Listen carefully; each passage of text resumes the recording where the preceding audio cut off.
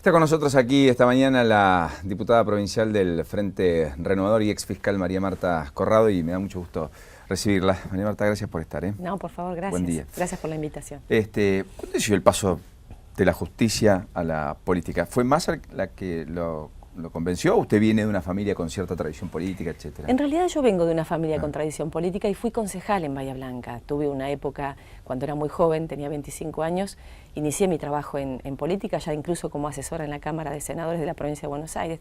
Pero, ¿Y fue concejal a los 25 años? A los 25 años, Bahía sí, Blanca. en Bahía Blanca. Pero realmente siempre estuve muy vinculada a lo que tiene que ver con el servicio público, ¿no? Siempre me gustó mi profesión vinculada al trabajo social y por eso cuando empecé a trabajar en la justicia, específicamente me dediqué a la parte de delitos sexuales, ¿no? Es una de las temáticas más complejas, sobre todo teniendo en cuenta que el abuso sexual infantil es uno de los delitos más tremendos, más aberrantes y más difíciles de abordar. Y la verdad que conformamos un equipo interdisciplinario muy bueno, y cuando Sergio Massa me propuso participar de este espacio, yo creo que Sergio Massa es un hombre que tiene una visión de conformación de cuadros técnicos importantes. No es que yo me considere importante, sino que él vislumbra la necesidad de generar espacios en donde haya interdisciplina y gente que tenga compromiso y vocación de servicio. O sea, ¿no? en la búsqueda de una mirada integral, digamos. Yo creo que sí, eso es lo que me sentí muy identificada con el grupo. Es una persona muy generosa en ese sentido, porque inmediatamente captó las ideas que cada uno de nosotros tiene, nos da la posibilidad de expresarnos, de explayarnos, de generar propuestas, nos escucha permanentemente y ve cómo se pueden canalizar, porque uno está convencido que desde cualquier lugar que nos toque circunstancialmente trabajar, a mí me tocó en la justicia, ahora me toca nuevamente en la política, y digo que es circunstancial porque yo no sé dónde voy a terminar trabajando. Si uno lo hace con compromiso y vocación de servicio, se puede hacer desde cualquier lugar, cambiando instituciones, reformando sistemas, modificando estructuras, y eso hace justamente al bien de la comunidad, y se puede hacer desde cualquier lugar, desde un medio de información. Sí, claro. Así que entiendo que realmente se puede, desde cualquier estamento del Estado o de cualquier estamento privado, se puede participar de la cosa pública. O sea, usted, ¿no?, se recibe de abogada, sí, le tinta el bicho de la política y finalmente se convierte en concejal, sí, termina 4 años de mandato y va a la justicia y allí se convierte en fiscal. Claro, yo trabajé como instructora judicial, yo estoy especializada en Derecho Penal y Criminología y en Medicina Legal, y a partir de allí es cuando rendí como fiscal, ¿no es cierto? Trabajé muchos años con otros fiscales, bajo la órbita de otros fiscales, hasta que, bueno, rendí en el Consejo de la Magistratura, logré ingresar como fiscal, si bien al comienzo trabajamos en todo tipo de delitos, de homicidios a estafas, a violaciones de domicilio, siempre en el Departamento Departamento Judicial de Bahía Blanca. En Bahía Blanca, hasta que, bueno, finalmente me dediqué al área de delitos contra la integridad sexual y delitos conexos a la trata, ¿no? Y en este sentido es que me tocó trabajar justamente en un caso resonante, bueno, que es el horror de Coronel Suárez. De Coronel Suárez. Caso de Estefanía Haidt y Jesús Olivera. Exactamente, sí, sí. Pero realmente yo estoy muy agradecida al trabajo que he tenido y honestamente en este espacio político siento eso, siento pertenencia, siento identificación con este grupo de personas, me siento contenida, acompañada, y creo que Sergio Massa es una persona que tiene un futuro muy promisorio para este país. ¿Sí? Lo ve presidente, naturalmente. Yo lo veo presidente, sí. Dice que no es tiempos de candidaturas, pero, no, pero todo lo que hace... Realmente creo que es una de las personas más indicadas para formar, para dirigir los destinos de este país. ¿Y a Felipe Solá lo ve otra vez gobernador de la provincia? No lo sé, no, eso no podría decirle quiénes podrían ser potenciales candidatos, pero sin duda todos los cuadros que tiene Sergio son personas muy y altamente capacitadas para llevar adelante una gestión de gobierno. Sí. ¿Teme que con tantos ex lo de renovador quede un poco clueco, digamos, o un poco maniatado? No, yo creo que tiene una gran diversidad este espacio, ¿no? Es decir, hay gente del radicalismo. De hecho, yo cuando trabajo en la 6ª sección electoral trabajo con todos los grupos, con los vecinalistas, con la gente del radicalismo y con los peronistas puros. Y todos, de alguna manera, hemos entendido que de la única manera que podemos hacer este trabajo es concientizándonos en que hay un solo objetivo, que es la sociedad, y que tenemos que llevar la voz del pueblo como bandera a cualquier lado donde estemos trabajando. Así que esto de que haya distintos distintas personas que se sientan identificadas por un objetivo común no hace que tengan que estar atados a su pasado, ¿no? Es decir, el hecho de que alguien haya pertenecido a un espacio político, cuando ese espacio deja de representar los ideales que uno tiene, es válido y legítimo que uno vaya al lugar donde se siente representado. Ahora, es difícil la convergencia de la síntesis, ¿no? En todos los casos, porque uno junta por derecha y por izquierda, diría un armador de la política, Sí. y luego en algún momento tiene que tomar decisiones, y a todos sí. no les conviene, ni les convence, y en la toma de decisiones de la política, que es por excelencia la opción entre dificultades, como Sí. dicen los pensadores, uno siempre genera un costo, digamos. Sí. Teme por ese costo, teme porque en algún momento, si fuese Massa mañana presidente, empiece la sangría fruto de que cuando se toma la decisión y ya no se está en campaña, se genere ese caudal de heridos que finalmente genera el clima de descontento y las rupturas, ¿o no? Lo que pasa que, digamos, hay un juego de intereses en el ámbito político, eso es inevitable, ¿no es cierto? Lo que sí creo es que hay una gran madurez política, hay un crecimiento del sistema democrático que hace que las personas entendamos cómo es el juego de la democracia, ¿no? Y en donde va a haber vencedores y vencidos en el juego democrático. Y esto no es algo encarnizado, forma parte de la civilidad, claro, y de lo que tiene que ver con esa maduración de un sistema que ya es republicano, que ya está instituido, que gracias a Dios los argentinos hemos entendido que el día que vamos a la urna es donde se resuelven estas cuestiones, estos egos personales, ¿no? Porque lo que se juegan son egos muchas veces en la política. Y creo que los egos hay que dejarlos de lado y trabajar en pos de un equipo. Y lo digo porque yo siendo fiscal trabajaba interdisciplinariamente con muchos equipos. Y el único resultado era que se haga justicia. Y en esto había personas que querían participar con más compromiso, menos compromiso, con más vocación, menos vocación, pero el resultado era positivo. Y si el resultado es bueno, alguno quedará en el camino, pero eso es parte, digamos, del juego político. Volviendo a esa misión en la justicia, casos como los de Coronel Suárez, ¿tuvo muchos? ¿Algunos o fue definitivamente extraordinario por donde se lo mire? Es un caso extraordinario, sí. Yo tuve casos de abusos sexuales tremendos, aberrantes. Sobre todo los casos más tremendos son de los padres que violan a sus hijas, ¿no? Padres. Del padre biológico, exactamente. Ni siquiera padrastro, que también es tristemente bastante usual. Sí, sí, es usual. El 66% de los casos son menores de 16 años. El 75% de los casos de los abusos son del entorno intrafamiliar, lo que incluye abuelos, hermanos, tíos, padrinos, o ese gran amigo de la familia que tiene acceso a la vivienda. Pero cuando se trata de un papá que viola a la hija es algo indescriptible, porque es irreparable. Para la niña es una herida que es insalvable, no tiene retorno, y se genera un sentimiento muy confuso de disociación entre la culpa, el miedo, el silencio, porque además siente que le debe pleitesía a su papá, porque es quien la forma, quien de alguna manera la conduce, quien la tiene que contener y criar, pero por el otro lado siente esa situación de incomodidad y de, obviamente, invasión sobre su integridad sexual, ¿no? Yo creo que ese es el delito más tremendo y más aberrante. Pero el caso de Coronel Suárez es sorprendente, inédito, porque sienta un precedente en la jurisprudencia argentina. Yo leía ayer algunos fundamentos del fallo y ya se está hablando de las técnicas de persuasión coercitiva. Esto no se había incorporado todavía en ningún fallo en la justicia argentina. Si de hablar de técnicas de persuasión coercitiva es hablar de que existen organizaciones de coerción, organizaciones de manipulación a través de mecanismos sectarios, ¿no? Es decir, que es el control del pensamiento, el debilitamiento psicofísico de las personas. Eso es lo que hacía Jesús Olivera. Eso es lo que hacía Jesús Olivera y Estefanía Head con su víctima, y lo que hacen muchas organizaciones. El fallo cita la orden de los niños de Dios, la escuela de yoga, se cita el templo de Solar, es decir, se citan... ¿Cómo cooptan voluntades y en virtud de eso manipulan? Porque efectivamente Sonia conocía a Estefanía y a Jesús hace 2 años y medio. 3 años. 3 Durante años. 3 años se hizo un trabajito en donde a ella se la llamaba todos los días, en donde se la iba a visitar a Río Colorado, donde ella realmente lo que hace es confiar, ni más ni menos que buscan víctimas absolutamente vulnerables. Y esto, cualquiera de nosotros puede estar expuesto a una situación así, porque cualquiera de nosotros puede ser vulnerable. Anoche yo estaba compartiendo un programa de televisión con Pablo Salum, que es una persona que fue víctima de una secta. Y él mencionaba, hay dos grandes situaciones, que es digamos, las personas que están en riesgo por la ignorancia y en riesgo por la vulnerabilidad.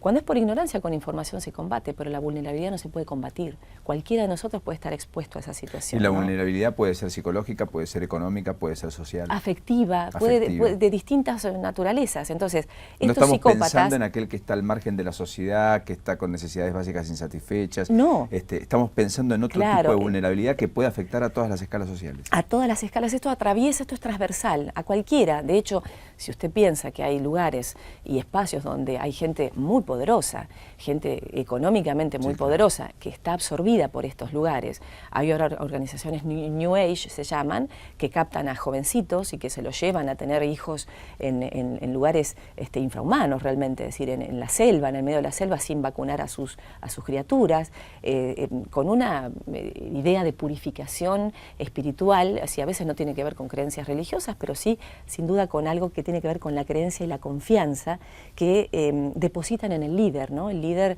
logra la manipulación y el control del pensamiento, el control de las emociones, de las relaciones. Y lo que usted dice que por primera vez se ha tipificado la estructuración de un delito cometido bajo esas circunstancias. Exacto. Y eso sirve para agravar la pena, digamos. Eso lo que nos sirve a nosotros es para generar un precedente como reducción a la servidumbre de lo penal, ¿no? Porque de lo penal es una la reducción figura... a la servidumbre que no solo deba ser contemplada en el contexto de secuestrar a alguien, tenerlo atado, como uno ve en las películas, etcétera. Exacto, bueno, una conejera, vio que a veces se dice, bueno, claro, lo tenían encerrado y le daban solamente comida de perro. No, en este caso, la jurisprudencia entendió, el fallo judicial dice, el abuso sexual era un acto más de sadismo. Casi como anecdótico, perdón por la expresión, Exacto. quizás no es la mejor, pero casi como anecdótico frente a todo el proceso en 3 años que vivió, esta joven. Este caso, Sonia. Exacto, de captación, de manipulación, de cooptación, en donde hay un absoluto control de la conducta, y es tan grave que incluso a la víctima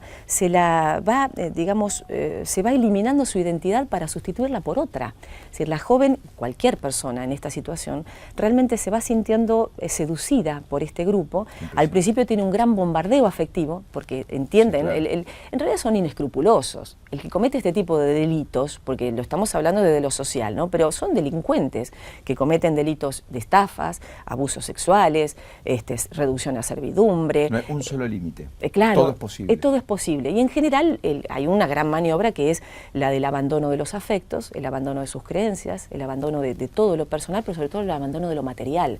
Y en el abandono de lo material está el que se apodera, obviamente. Es decir, tenés que dar todo en aras de la sociedad, en aras de la congregación, para mejorar la condición de vida, porque lo material no sirve, todo lo que vos tenés es negativo y eso te afecta. O sea, detrás de esa lógica, esa mirada, esa impronta, que uno prima facie diría, me gustaría ser tan desapegado y en consecuencia pensar la vida desde ese lugar, parece que va mejor, puede existir todo esto que usted manifiesta, digamos. Claro, el delito. Claramente. Exacto, y además de esto... Nada es Nada es al azar. Al azar. No, no, por supuesto. Está todo pensado por personas que, en general, los psicópatas, de hecho, Jesús Olivera tiene rasgos psicopáticos, tiene una gran capacidad de manipulación, pero ¿Ninguno todo... de los dos tenía antecedentes?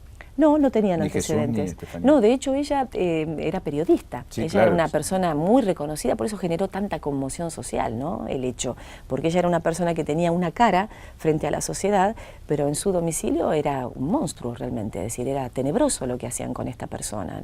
Uno llega al punto de lo inimaginable cuando veíamos a la víctima en las condiciones que salió de ese domicilio, que en 3 días más fallecía, de acuerdo a lo que dicen los peritos médicos. Evidentemente, es decir, personas que no tenían ningún tipo de límite y su intención sin duda era llevar a la muerte a esta joven, ¿no? ¿Fue el primer y único caso el de Sonia? ¿Cree usted en este sentido para Jesús y para Estefanía? ¿O tal vez pudo haber tenido algún otro episodio con más o menos éxito, digamos? Realmente no lo podemos saber porque no ha habido denuncias al respecto. Si alguna otra persona hubiera sufrido alguna situación como esta y lo hubiera denunciado, por supuesto la justicia hubiera actuado en consecuencia, pero eso se desconoce porque nunca hubo otra denuncia. ¿Había ¿no? otros seguidores de Jesús Olivera? No, ellos lo que sí... ¿Aparecieron en medio de su investigación personas que dijeron, bueno, yo lo conocía aportando datos, elementos? No, él era una persona desconocida, de hecho no se conoce a su familia, no se le conoce familiares. Él ¿No estaba... tiene papá, mamá, hermanos? No, no tiene ningún familiar que de hecho en la cárcel nadie lo va a visitar, ¿no es cierto? Él está completamente aislado y practicaba el aislamiento de su víctima, ¿no es cierto? No puedo decir que haya otras víctimas. Como una extensión de su propio problema, digamos. Claro, él estaba 24 horas adentro del domicilio. En Coronel Suárez nadie lo conocía y de hecho no sabían que Estefanía Haidt estaba casada. Tal es así que no conocían su matrimonio, es decir, fue toda una situación en Coronel Suárez nadie sabía porque nadie lo veía en el supermercado, ni iban al cine, ni iban al teatro, ni iban a comer en un restaurante, nunca. Para nada, la que tenía una vida pública era ella, pero pública en el sentido de trabajo y de ir a hacer algún mandado, pero después estaban 24 horas dentro del domicilio. Según nos cuenta Sonia, él dormía de 3 a 4 horas por día, se mantenía en vigilia todo el tiempo, ¿no? Y permanentemente la controlaba ella. Y lo que es importante de destacar de este tipo de conductas es que es la antesala de la trata de personas, ¿no? Es decir, este tipo de delitos no solamente incluyen la estafa, el abuso o la privación ilegal de libertad o reducción a servidumbre.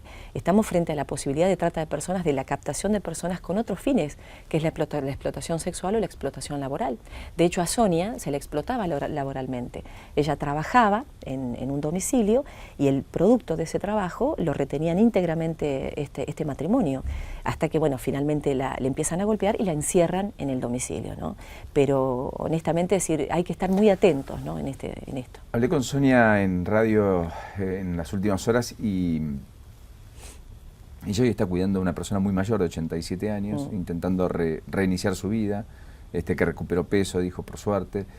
Más dijo, estoy un poco excedida. Intentando reconstruir el vínculo con su hija, de 12 años. Sí. ¿Cómo se volvió a vivir desde ese otro lugar? Porque usted trabaja en procura de detectar al delincuente, al que no tiene escrúpulos, al que hace actos casi inhumanos como los que estamos describiendo. Pero también está trabajando con aquel que lo padece, digamos. Claro, claro.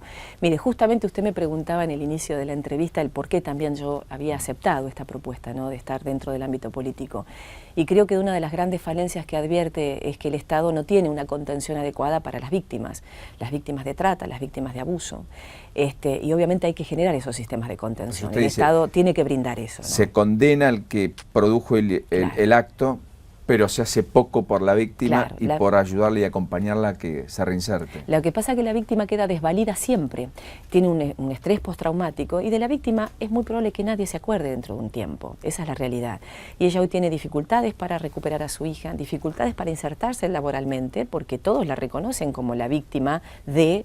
¿no es cierto?, ha quedado estigmatizada de alguna manera. Bueno, por la venta de propiedades tiene causas por estafa. Tiene causas penales, que los delitos se han cometido. Más allá de que ella hoy lleve como antecedente la sentencia en la cual se demuestra su personalidad vulnerable, dócil y manipulable, obviamente va a ser difícil demostrar la inimputabilidad de ella en las causas penales que tiene que afrontar. Porque ella firmó, porque ella validó transferencia de propiedades que después su fruto estuvo en manos de Jesús Olivera y Claro, y además ella acepta y reconoce los hechos, no es que en ningún momento ella niega haber llevado adelante estos actos, ¿no es cierto?, que fueron en definitiva actos estafatorios. Sí, claro. Los hizo inducida, ¿sí?, los hizo quizás manipulada o con desconocimiento de las consecuencias que podía conllevar, pero los actos están. Entonces todo esto para esa víctima exige por parte de nosotros un acompañamiento. Ahora, es importante lo que usted dice, diputado Corrado, porque a ver, el gobierno se jacta de haber sido muy progresista en muchos aspectos y entre ellos en abordar la problemática de la violencia de género, la problemática de la trata de personas, para eso ha rubricado distintos y diversos convenios con Susana Trimarco, la mamá de Marita Verón, que aparece en los palcos oficiales muy recurrentemente. Ha construido casi una legislación acorde a sus planteos y su problemática. Sí. Sin embargo, usted dice, mire, no me enamora ese proyecto, lo que me enamora es un proyecto que se ocupe también de las víctimas. Digamos, ¿qué es lo que le falta a la política oficial en todo caso y en este sentido? Yo creo que le falta, en primer lugar, el reconocimiento de la realidad. Cuando yo trabajaba como fiscal, específicamente en los delitos conexos a la trata, uno se daba cuenta de que trabajaba, por ejemplo, con gendarmería.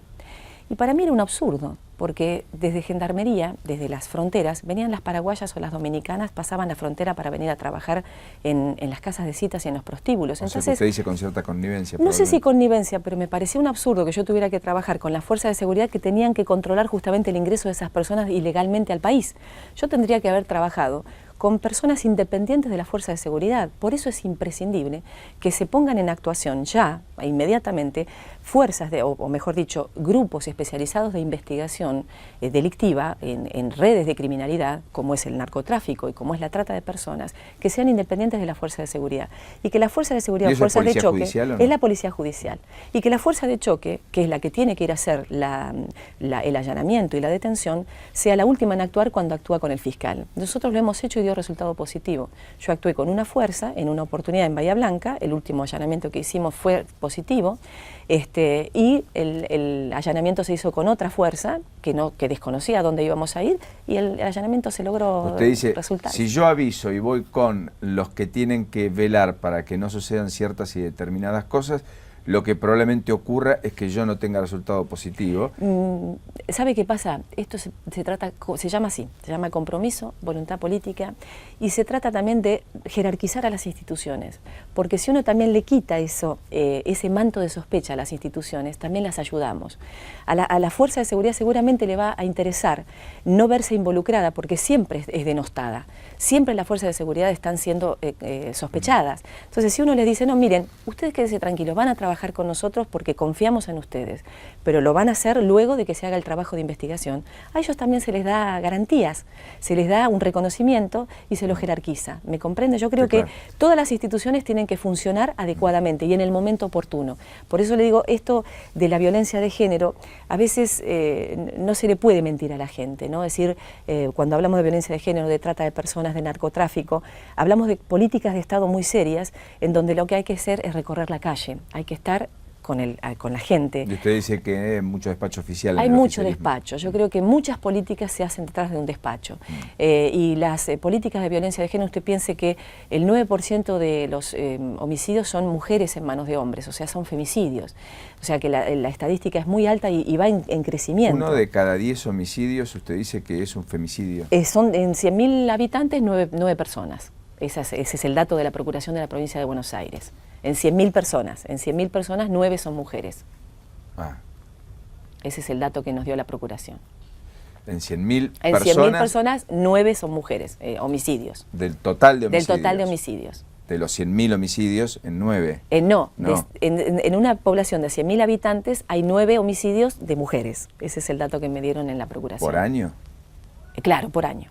Pero eso es tremendo. Claro. A ver, Rosario tiene 20 homicidios cada 100.000 habitantes por año. Claro. La Medellín de Escobar Gaviria tenía 24 homicidios cada 100.000 habitantes. Claro. Hoy el Distrito Federal de México tiene 22 homicidios. El promedio en el país es de 5.8 homicidios cada 100.000 habitantes. Claro. Y usted me dice que hay 9 homicidios. Ese es un dato de la Procuración de la Provincia de Buenos Aires.